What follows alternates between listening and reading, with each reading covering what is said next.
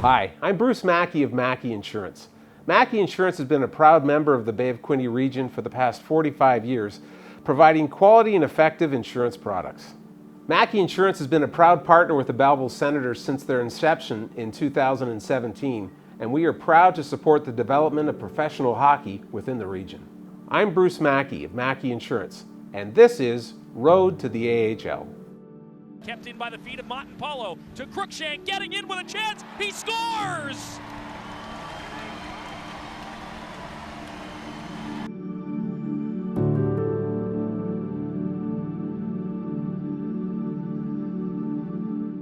Gannett gets to the rebound across. Crookshank off the skate. He scores! Angus Crookshank skate to stick to back of the net. The Senators win 2-1.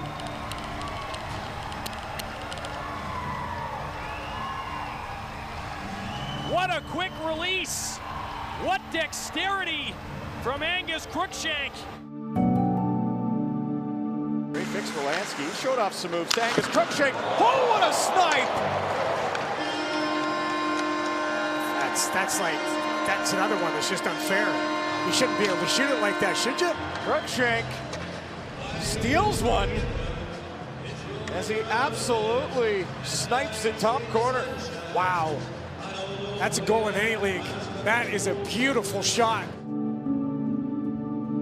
Ever since I can remember, I had some form of hockey skates or stick in my hand. Whenever the Canucks were on, I was always there. I always thought I was playing for the Vancouver Canucks, playing mini sticks. Pretty much the same as every city or town in Canada. Everybody's pretty hockey crazed. Definitely my dad. Definitely my dad. I mean, he played college hockey as well, so he kind of was and still is my kind of big role model and mentor when it comes to the game. As well as, kind of my brother was there every step of the way with me, as much as we went at each other as two young boys do, kind of having those moments playing mini sticks or being on the rink with him was a lot of fun. And just kind of like any of my youth coaches growing up. I mean, I was pretty lucky where I had some really good youth coaches.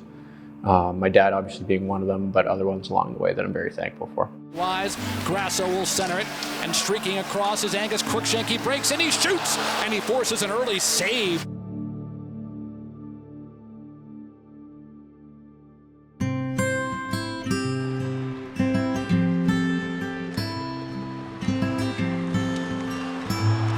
Crookshank the other way, 1-on-3. Crookshank to the slot, turns, shoots, just missed. Glove side, what a bid. I was a little more exposed to it because my dad played in the NCAA, so I kind of had an idea of that route, and I don't think as many Canadian kids do. Maybe obviously a little more now because there's more attention towards it, but at the time not as much.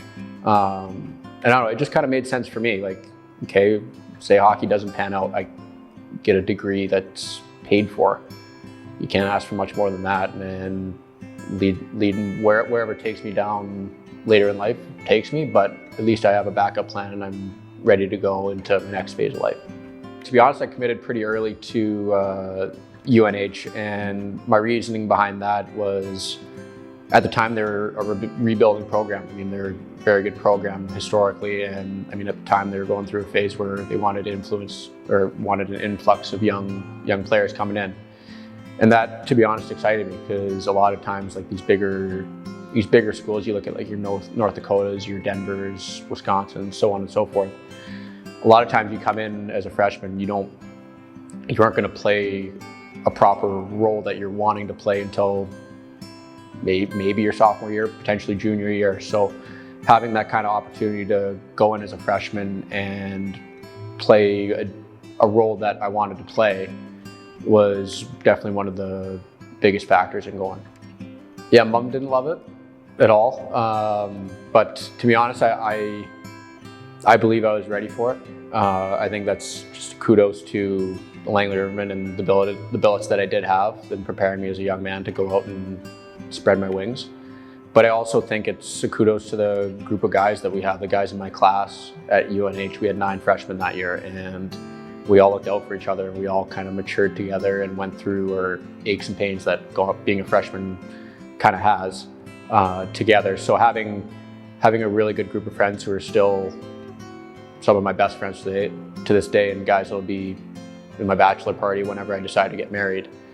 But those are kind of the biggest things that definitely I took away and kind of helped me through my entire time really at UNH. From a hockey standpoint, it was definitely a bit of a learning curve that first kind of 8-10 games, because it's going from junior where you're playing against 16 to 20-year-olds, and now you're in college where you're playing for 19 to potentially 26, 27-year-olds if they have like 5th years or injuries, whatever it is. So it was definitely a big difference, the speed, the physicality, and all that stuff. So kind of getting through that, but once it was kind of got through there and figured out my game at the college level, it was a little better from there. There was a game against, there was 2 games, one against Michigan at home and then one against Boston College at home, where my dad had flown out and he hadn't seen me play college or a college game yet, and he hadn't been to a college regular season game since obviously his last game at Minnesota Duluth. So in both games I was fortunate enough where I scored in overtime, and kind of having my dad there and seeing him kind of enjoy that moment was pretty cool. I still kind of get goosebumps thinking about that. Well, we finally had one of those shots that got through the myriad of players in the crease area. It was deflected. Angus Crookshank, first goal of the year for Angus, and none better. Look at that, deflected straight down. No chance for Spencer Knight.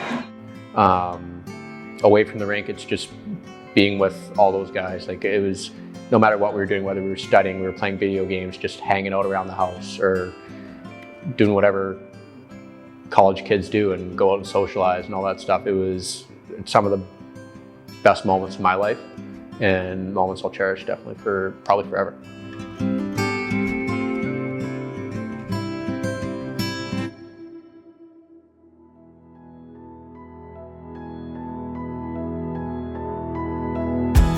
Talking to my, I guess technically not agent at the time, advisor, but now agent, he was saying like, look, like you could go, you could not go. It's a 50-50 thing. I'm like, okay, look, I'm a guy that thrives on being doubted on, so I'm just gonna go with the mindset, okay, I'm not getting picked. Let's get back to the drawing board and let's go here.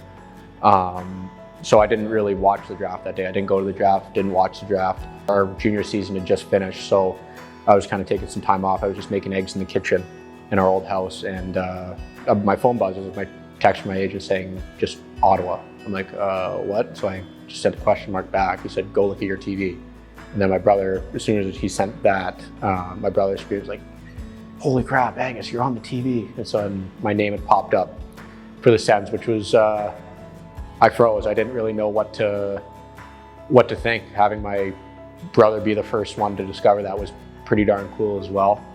And having both my parents there to kind of embrace that, like all 4 of us were like, holy crap, like what kind of thing, which was pretty cool. And then I got a phone call from Bobby Sturm, who was their scout at the time, and yeah, just kind of welcomed me and all that stuff, and I don't think my feet touched the ground until my first day at dev camp.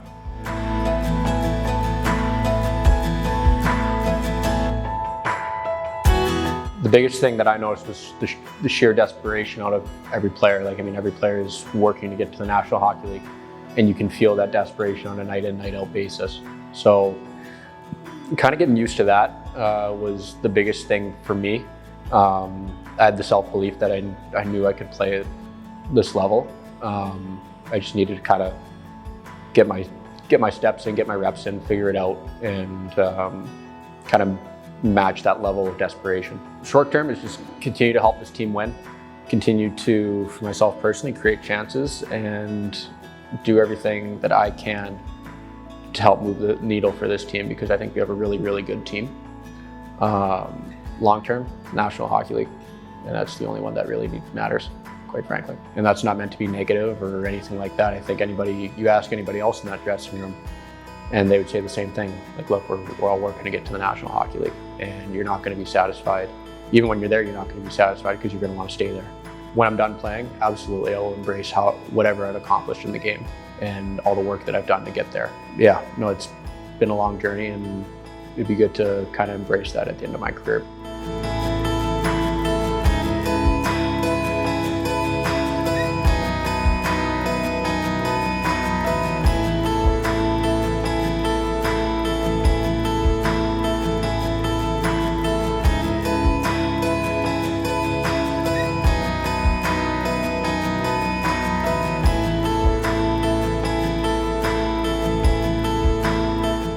There's days where, okay, it doesn't make sense to stay out on the ice for 2 hours. You might be tired, or you just finished, you got a heavy game schedule or whatever it is, but find something within your daily habits that will get you 1% better on the ice or off the ice. Whether it's resting or recovering properly, whether it's shooting that extra 50, 100 pucks. Just finding a way to push the needle a little bit every day will eventually get you where you want to be.